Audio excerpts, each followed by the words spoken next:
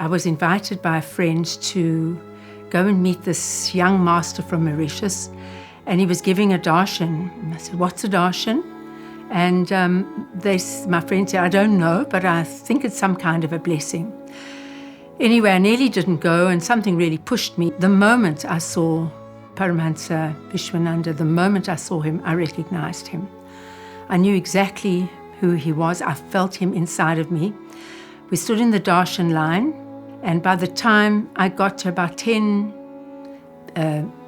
steps away from him, I thought I was going to have a heart attack. My heart was pounding, my ears were pounding. I couldn't breathe. I tried to calm myself, and there was no way I could calm myself. And by the time I got to him, I was at his feet. I was crying. I was hysterical. As I say, I couldn't actually breathe. I'd never, ever, ever reacted to anything like this. So it was something completely unusual for me. In those days, it was a hugging darshan. And so I was like this weeping soul in his arms, crying hysterically. Really, it was very dramatic, and I'm not normally a dramatic kind of a person. So I realized something was happening.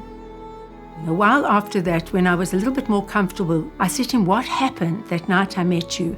And he smiled and he said, "Your soul recognized me." My name is Lorraine Leviton. My spiritual name is Kalindi. And I've been with Guruji for plus minus 20 years.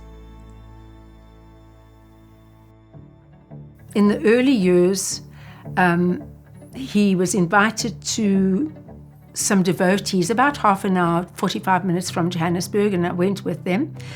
And there were a whole load of new people there. So I decided, okay, we had dinner and helped clear up a little bit here and then. I'm going to go outside with the kids. It's hot, it's stuffy, it's beautiful outside. And about an hour or so afterwards, I feel something like behind me, and I feel this presence. And I turn around, and of course it's Guruji, because he has such an amazing presence that you can just, the vibrations you can pick up a mile away. So he comes around, and I was sitting on a bench, and I stood up, and he asked me, "Where have you been?" So I said, "I came outside and I was with the kids." And he said, "Ah, that's nice." He said, "What were you doing?" I said, just being nice. It's a beautiful night tonight. So he takes my hand and he says, "Look up there." So I look, I said, "Look at what?" And he said, "Look at the sky. What do you see?" And I said, "The sky." And he said, "And what else?" And I said, "Stars." And he said, "Look harder." And I'm looking harder. And then all of a sudden, from just this ordinary picture looking up, there's a dimension that's happening. It's like a hologram. It has a shape, it has a form, and it goes inwards. And it's a huge triangle in the sky. And I said to him, "What is that?" And he said to me, "It's a stargate to higher dimensions." And I'm looking, and it's almost as though it's stars on the outside. It's like, it's so strange to see straight lines of stars, but that's the way I saw it. He's still holding my hand, and I'm looking at that, and I'm, now past like some very, very clever statement that I'm very well known for. I don't normally see things like this.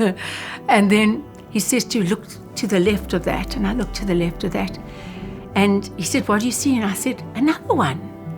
And he said, "Yes, this is another." He called this a stargate, and the other one was a gateway. He called that one a gateway to higher dimensions, but he said this is a smaller one. And he left me with this vision for about 2 to 3 minutes. And I'm just looking at this like in awe. I don't even know. It's crazy. It's crazy stuff, So he lets my hand go, and in no time, there's nothing there. And I couldn't even speak because I had nothing to say. When you have some astounding thing happen, he like blanks your mind and you can't even think. I couldn't think of what to say. when I got home, I started to consider, what is this about? I don't understand what this is about. I like astrology, I like astronomy, but I like an odd National Geographic.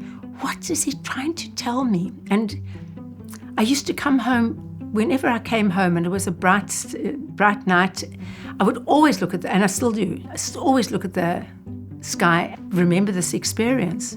And about 2 years ago, I decided I'm just going to sit and meditate on it, just be quiet and ask him and see if he answers me and tells me what it is.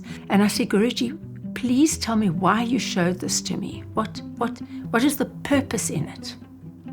There's got to be a purpose, because I don't understand why you gave me such an immense experience.